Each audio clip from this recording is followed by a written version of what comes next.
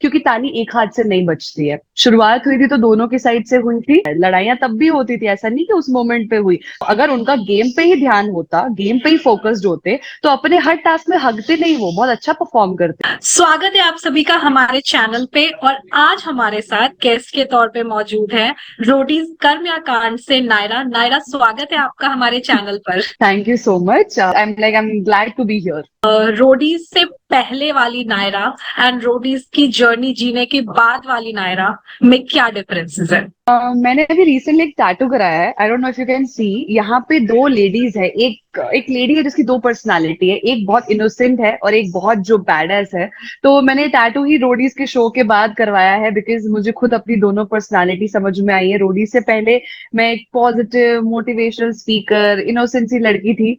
वैसे मैं हूँ अभी भी, लेकिन वोट आउट में जब मैंने अपने आप को भी देखा, अपने लिए खुद के लिए फाइट करते हुए, जो मैं करती नहीं हूँ यूजुअली, तो मैंने अपने आप का एक बैडर्स रूप भी देखा कि यार मैं ऐसी भी हूँ, मैं लड़ सकती हूँ अपने लिए। अगर कुछ गलत हो रहा होगा तो मैं उसके लिए भी लड़ सकती हूँ। तो आई थिंक रोडी से पहले मेरी लाइफ एक न्यूट्रल थी कि यार कोई गलत भी कर रहा है, कुछ भी कर रहा है, ठीक है आप झेलते रहो, बिकॉज रिश्ते हैं, रिश्ते ज्यादा इंपॉर्टेंट है। किसी का दिल नहीं दुखाना चाहिए, उसके लिए आप खुद का दिल दुखा देती हूँ, मैं वो इंसान थी। बट आई थिंक रोडीज के बाद मुझे काफी काफी बदलाव आए मेरी पर्सनालिटी में। एक तो ये कि मैं बैडर्स पहले से बहुत ज्यादा हो गई हूँ, अब मुझे पता है कि अब मेरे साथ कोई कुछ गलत नहीं कर सकता है। और दूसरी चीज, अब मैं बहुत केयरफुल हो गई हूँ कि ऐसे हर किसी पे ट्रस्ट नहीं करना। कोई आपको दोस्त बोलता है, इसका मतलब ये नहीं है कि सच में वो दोस्त ही है। तो अब थोड़ी सी अकल भी आ गई है शो के बाद। ये कॉमन प्रॉब्लम है जो भी एलिमिनेटेड कंटेस्टेंट्स है जिनसे भी मेरी बात हुई है। एवरीवन इज लाइक कि यहाँ पे दोस्त नहीं होते और आपको रियल चीज वोट आउट के टाइम पे ही पता लगती है, आपको सामने से लोग दोस्त दिखते हैं। तो डू यू थिंक कि ये रियल लाइफ में भी ऐसा होता है या फिर ये सिर्फ एक शो के लिए या एक कंपटीशन के लिए जो लोग फाइट कर रहे होते हैं तो ऐसा होता है? मतलब डू यू थिंक कि लोग को ये रियल लाइफ में बिलीव करना चाहिए कि सच में यार दोस्त नहीं होते हैं? मैं ये मानती हूँ कि ये शो रियल लाइफ ही है। ये शो एक्चुअली, जो कर्म कांड बोला जाता है ना, आपकी लाइफ में यही चॉइस होती है, या तो आप कर्म करते हो तो कांड करते हो। और रियल लाइफ में एज इट इज होता है। आप कभी भी देखना, आपका किसी से कनेक्शन हो जाता है तो आपका हार्ट ब्रेक तो रियल लाइफ में भी होता है। आप किसी पे ट्रस्ट करते हो, कोई इंसान फेक फीलिंग्स भी दिखाता है आपके लिए, भले जो भी इंटेंशन रहे हो। रियल लाइफ में इंटेंशन शायद कुछ और होंगे, इस शो में इंटेंशन सिर्फ ये होगा कि शो में ज्यादा दिखना या शो जीतना। लेकिन रियल लाइफ में इससे भी बुरे इंटेंशंस हो सकते हैं लोगों के, यू नेवर नो कि किस इंटेंशन से कोई आपसे दोस्ती करता है। तो मुझे लगता है कि ये शो की बात नहीं है, ये शो मुझे लगता है आपको रियल लाइफ के लिए तैयार कर देता है कि भाई तुम्हें रियल लाइफ में पता नहीं चलेगा तुम्हें कौन बिट्रे कर रहा है, बिकॉज वहां पे कैमरा नहीं है। तो हो सकता है आप जो 10 साल से किसी से दोस्ती निभा के बैठे हो, वही शायद सांप हो आपकी जिंदगी का, आपको पता ही नहीं है क्योंकि कैमरा नहीं है। लेकिन ये शो में एक बेस्ट चीज क्या है कि ये रियल लाइफ मिरर के साथ तो है, बट कैमरे के साथ भी है। तो कोई जो तुमसे झूठी दोस्ती कर रहा है या झूठा झूठा दिल का कनेक्शन बना रहा है, वो सब कैमरे पे दिख जाएगा। तो मुझे लगता है रियल लाइफ से ज्यादा बड़ा रियलिटी चेक है शो में। ओके। तो नाउ जब आपने शो देखा है या फिर अब आपको एक रियल साइड लोगों का पता चला है, तो हु डू यू थिंक कि सबसे ज्यादा आपको जिसने हर्ट करा है, लाइक जिस पे आपने ट्रस्ट किया हो और उसने आपको सबसे ज्यादा पीछे से आपके लिए चीजें सही नहीं की है या गलत तरीके से चीजें पोर्ट्रे की है? Who is that one person? यार मेरे हिसाब से मेरी वो गैंग मैं बोलूंगी, बिकॉज गैंग के साथ मैं 24 घंटे साथ में हूँ, ठीक है। पूरे वक्त दुख सुख रोना गाना सब उनके साथ हो रहा है, हम साथ में खा रहे उठ रहे बैठ रहे। और मेरी गैंग के साथ मेरा जो कनेक्शन था वो ऐसा था कि मतलब हम चड्डी बड्डी दोस्त है, कि कुछ भी हो एक दूसरे के लिए है, मस्ती कर रहे चिल कर रहे, हर हर चीज में साथ में है। तो जब आप इतना टाइम किसी के साथ गुजारते हो और आप ये देखते हो कि यार कोई इंसान आपके लिए ऐसी चीजें बोल रहा है, उसके मन में आपके लिए ऐसी चीजें है, वो बहुत बुरा लगता है। लाइक जब मेरा वोट आउट होने वाला था और जब लिखा गया था कि बोला गया था कि इंटरनल वोटिंग होगी और आपको किसी का एक का नाम लिखना है, तो मैंने उस वक्त बिल्कुल भी गलत नहीं समझा उनका मेरा नाम लिखना। मुझे ये था कि हमारी गैंग में यूनिटी, हम सब एक दूसरे से बहुत प्यार करते, तो सबके लिए टफ डिसीजन होगा नाम लिखना, मेरे लिए भी टफ था। तो मुझे उस चीज का बुरा बिल्कुल भी नहीं लगा, कोई भी होता यही करता। लेकिन मुझे बुरा लगा वो एलिगेशंस का कि आप मुझे जानते हो कि मैं कैसी इंसान हूँ। मैंने फर्स्ट डे से बोला है कि मेरी गैंग मेरे लिए मेरे कनेक्शन से भी ज्यादा इंपॉर्टेंट है। और जितनी बार भी जैसे इन ये सारे लोगों का प्लानिंग होता था श्वेत को निकालने का, मैंने आज तक कभी जाके उसको बताया नहीं है कि नहीं आपका नाम लिख रहा है। मैं इतनी लॉयल रही हूँ। चाहे राजवीर मेरा ब्रदर हो, मैंने कभी उसको गेम प्लान नहीं बताया कि यार ये अच्छा है। मुझे यही पता था कि मेरी गैंग पहले है, और ये चीज उनको पता भी है, मैं उनको 10 बार बोल भी चुकी हूँ। उसके बाद भी इतने गंदे एलिगेशंस लगाना कि डिसलॉयल है, इमोशनली वीक है। मतलब ये एक कोट मैंने पढ़ा है कि never bleed in front of a shark, क्योंकि शार्क को ब्लड पसंद है, और जब आप वो ब्लड दिखा दोगे तो वो आपको अटैक करेगा। तो मेरी गैंग के साथ वही हुआ कि मैंने अपना पूरा वल्नरेबल साइड अपनी गैंग को दिखाया। जब मैं रोई या जब मेरे इमोशंस बाहर आए, उन्होंने उसी को मेरे अगेंस्ट यूज कर दिया, ये बोल के कि ये इमोशनली वीक है ना। इमेजिन आप किसी दोस्त के सामने एक चीज शेयर करो, अपना वल्नरेबल साइड शेयर करो, और आपकी उस वल्नरेबिलिटी पे ही आपको निकाल दे वो। तो आई थिंक शौक गुस्से से ज्यादा बहुत बुरा लगता है। Okay, now that you have spoken about, आपके गैंग में ऑलरेडी इस चीज को लेके एक डिससेटिस्फैक्शन था। लोगों को शिवेत को लेके एक डाउट था कि तुम लोगों के रिलेशनशिप के चक्कर में हम अपने गैंग की बैंड नहीं बजाएंगे। दीज वर द वर्ड्स जो हमें देखने को मिला है। तो क्या आपको ये चीज पहले फील नहीं हुई कि आपके गैंग को इस चीज से डिससेटिस्फैक्शन है, या दे आर नॉट लाइक कि ये मे बी शिवेत के साथ कुछ ऐसी चीजें शेयर कर रही है या फिर चीजें कर रही है जो इसे नहीं करनी चाहिए थी? तो what was in your hmm. Mind? Shivet was very clear कि वो अपना गेम खेलने आया, he is not into any kind of relationship और समथिंग, या फिर वो इमोशनल साइड में नहीं था। तो व्हाट वाज योर टेक कि मतलब आपको दोनों को बैलेंस करना था, या आपको इस टाइम पे समझ नहीं आया कि लोग आपसे डिससैटिस्फाइड है इस चीज को लेके? आपके दिमाग पहली में उस पॉइंट चीज पे तो क्या चल रहा था? मैं पहली चीज तो मैं इस चीज से डिसअग्री करूंगी कि वो सिर्फ गेम पे फोकस थे या उनका इमोशनल जैसा कुछ नहीं था। क्योंकि ताली एक हाथ से नहीं बजती है। शुरुआत हुई थी तो दोनों की साइड से हुई थी, और चीजें भी आगे बढ़ी तो दोनों की तरफ से हुई थी। एक इंसान से सब कुछ नहीं होता है। ये इन्होंने मुझे बोला गेम पे वो फोकस है, जब अलायंस ब्रेक हुई। जब तक अलायंस था तब तक तो सब इमोशनल सब कुछ चल रहा है, लड़ाइयां तब भी होती थी, ऐसा नहीं कि उस मोमेंट पे हुई। तो अगर आप गेम पे फोकस होते तो पहली बात आप ये कनेक्शन ही नहीं करते। और अगर आपको लग रहा था, क्योंकि परफॉर्मेंस तो खराब वो कर रहे थे, मैं तो अपने टास्क अच्छे परफॉर्म कर रही थी ना। तो अगर उनका गेम पे ही ध्यान होता, गेम पे ही फोकस्ड होते, तो अपने हर टास्क में हकते नहीं, वो बहुत अच्छा परफॉर्म करते। वो हर टास्क में उन्होंने डिसअपॉइंट ही किया है लोगों को। तो पहली चीज तो मैं इस चीज से डिसअग्री करती हूँ कि वो गेम पे फोकस थे, वो इमोशनली अटैच नहीं थे। वो उनका गेम हो सकता है कि इमोशनली अटैच दिखाना या ना दिखाना, वो उनका गेम स्ट्रैटेजी हो सकता है। लेकिन मुझे पहली चीज तो ये लगती है कि वो हम दोनों ही इन्वेस्टेड थे। अब किसी का फेक किसी का रियल वो नहीं पता।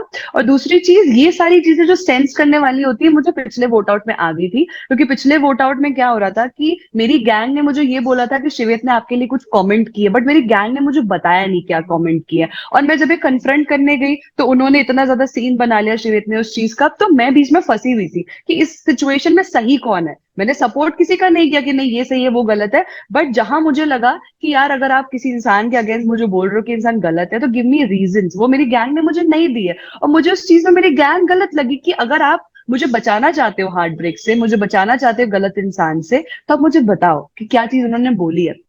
इसीलिए मैंने अपने गैंग के अगेंस्ट जाके मैंने शयान का नाम लिया। मुझे जो कि अगेंस्ट जाना तो नहीं लगता है, मुझे जो रियलिटी लगी, मुझसे पूछा गया किसने आपको बोला, मैंने शयान नाम लिया। बट जिस मोमेंट पे मैंने नाम लिया और भूमिका ने मुझे पीछे मुड़ के यूं देखा, तो मैं समझ गई कि यहाँ मैंने अपने लिए कबर खोद दी है। यहाँ पे मतलब अब होने ही वाला है कुछ ना कुछ। लेकिन ये एक्सपेक्टेड नहीं था कि अगले वीक इंटरनल वोटिंग जैसा भी कुछ हो जाएगा। तो जब हम वापस भी आए उस वोट आउट के बाद, काफी कुछ लड़ाई झगड़े मिसअंडरस्टैंडिंग हुई, तब भी मुझे कोई बता नहीं रहा था। तो जब वो पूरा वोट आउट भी सीन हो गया, तब जाके मुझे बताया गया कि यार ऐसा था उसने बोला है, जो कि मुझे बहुत अजीब लगा उस वक्त कि आप मुझे सही वक्त पे नहीं बता रहे हो चीजें, अब आप सब कुछ होने के बाद बता रहे हो, इट डजंट मेक सेंस। तो मुझे लगता है कि वहां से मुझे सेंस होने लगा था। उसके बाद कुछ ऐसे इंसिडेंट भी हुए थे कि मैं इमोशनली बहुत वल्नरेबल हो गई थी, और मुझे किसी से शेयर करना था कि मेरी गैंग में मुझे लेफ्ट आउट फील हो रहा है, मुझे कोई समझ नहीं पा रहा है। क्योंकि उसके बाद से अटैक्स आना शुरू हो गए थे मेरे ऊपर, मैं ऐसी हूँ या मैं ऐसा बोल रही हूँ या मैं सुनती नहीं उनकी, मैं शिवेत की ज्यादा सुनती हूँ, ये सारी चीजें होने लगी थी। तो मैं एक पॉइंट पे बहुत टूट गई थी, और मेरे को मेरी गैंग से भूमिका ने बोल दिया था कि अगर तुम हम में से शेयर नहीं करो, तुम बाहर जाके शेयर नहीं कर सकते। तो मैं इतनी वो हो गई थी कि हमारी गैंग यूनिटी सेफ्टी के लिए जाने जाती है, तो मैं बाहर जाके भी किसी को बता नहीं सकती हूँ, अदरवाइज ये लड़ाइयाँ होने लगेंगी हमारी gang.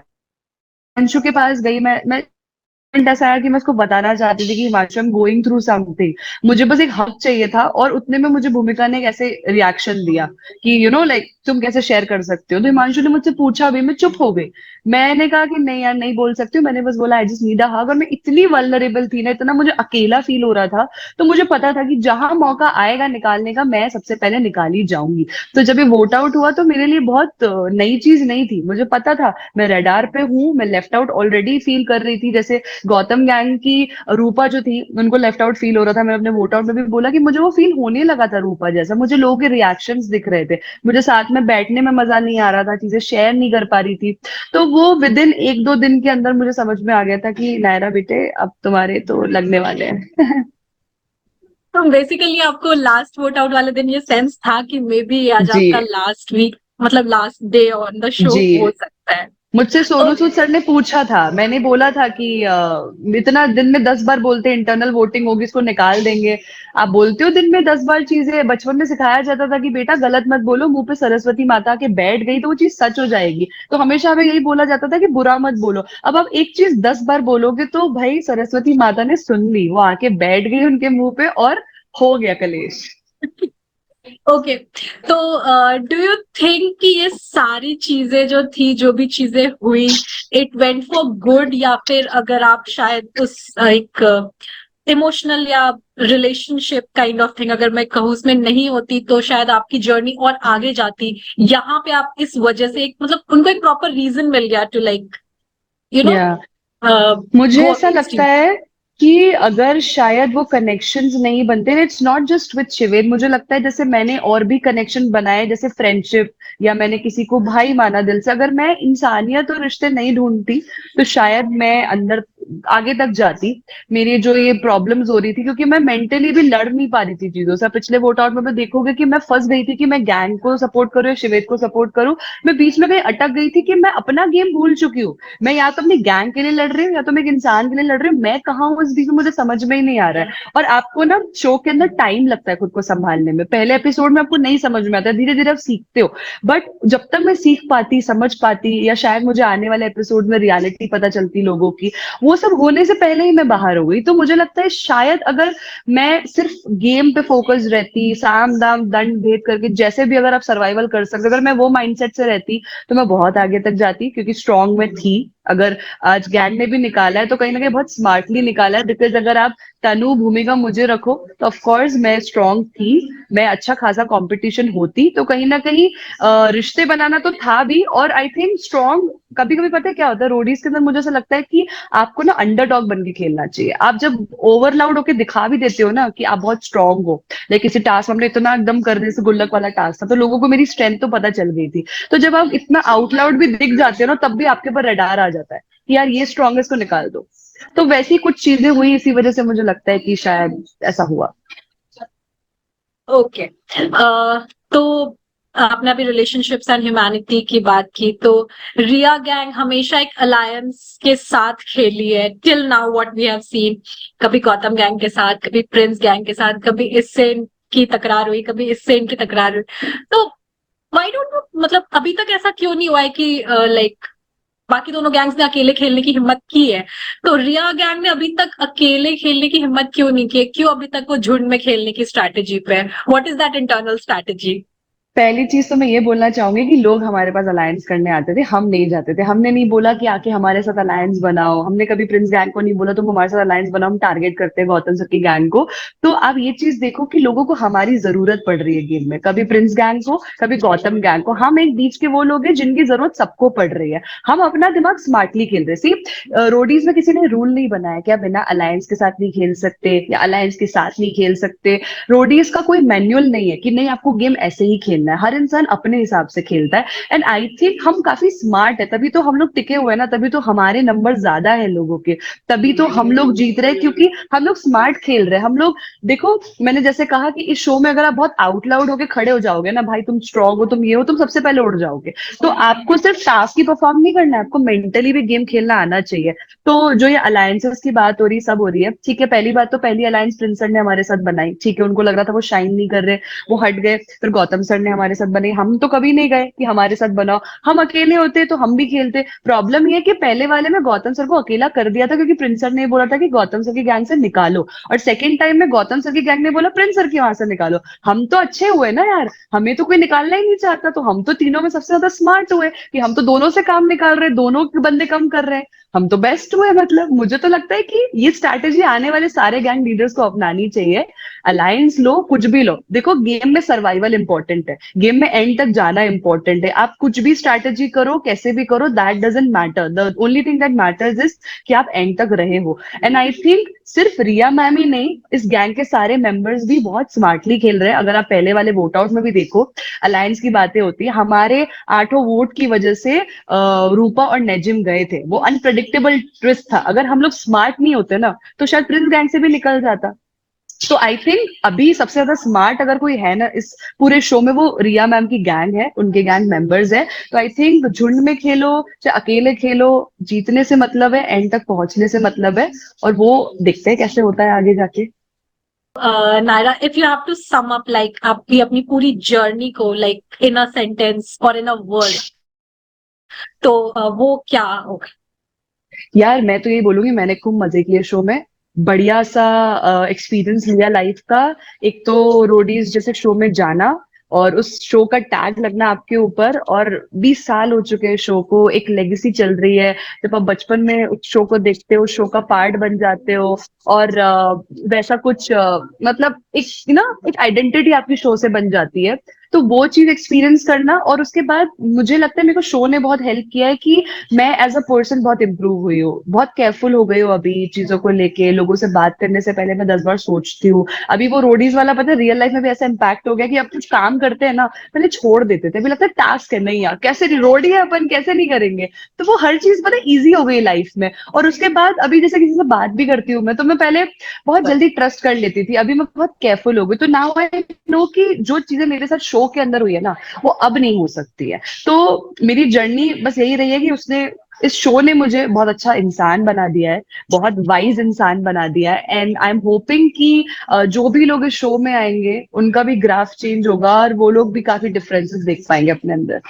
Share it with your friends and do comment आपको कैसा लगा वीडियो देख के, and do subscribe the channel that is Tele suffer.